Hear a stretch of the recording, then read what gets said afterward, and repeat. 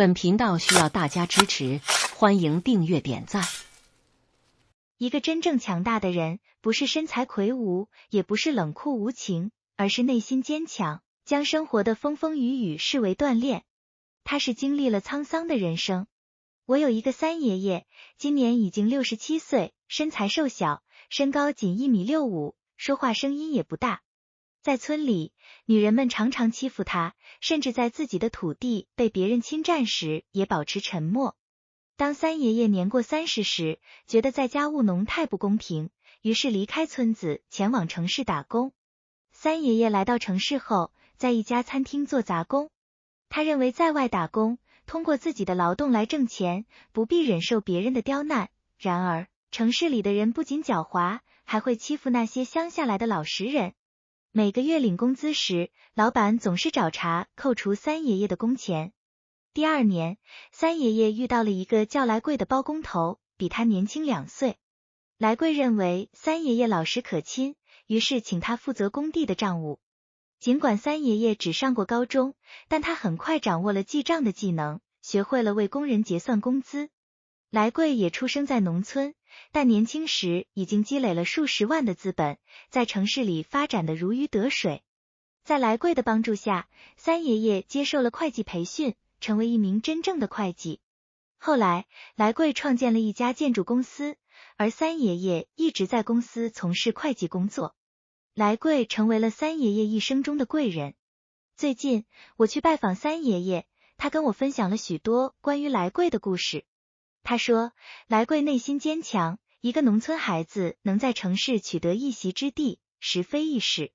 当你将来步入社会，应该结交像他这样的人，让自己也变得坚强。从三爷爷的话语中，我体会到了一个重要道理：真正坚强的人通常表现出以下4个特点，值得我们深思。1、面对压力，坚忍不拔，不轻易反抗。来贵初次来到城市，在工地做工时，常被工头欺负，被分配一些重活和低薪工作。他默默忍受，因为他对城市生活并不熟悉，只要有工作，他就感到庆幸。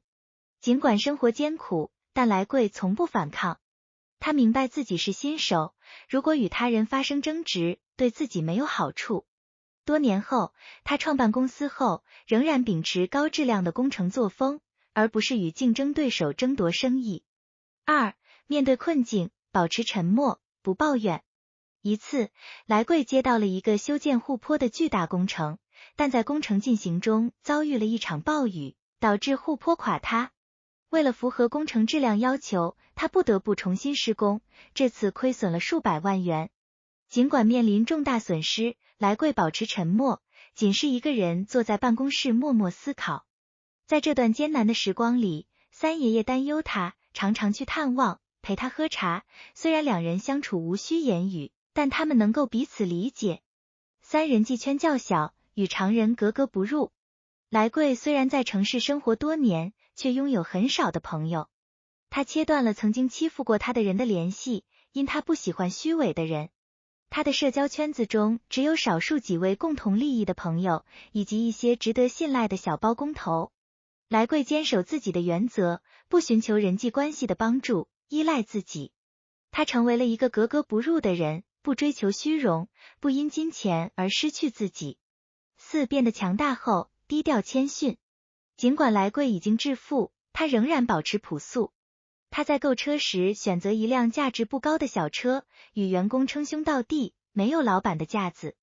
一个内心坚强的人会保持低调，虚心向他人学习，不在意炫耀，这是因为他们内心深处已经获得满足。南怀瑾曾说，当你的实力还不能支撑野心时，要静下心来学习；当你的本事不能够实现目标时，要静下心去历练。要成为内心坚强的人，就要成为一个智慧的人，提高抗压能力。在社会中建立人脉关系时，与内心坚强的人为友，学习他们的品质，让自己也变得坚强。这些人充满正能量，与他们交往会让你倍感满足。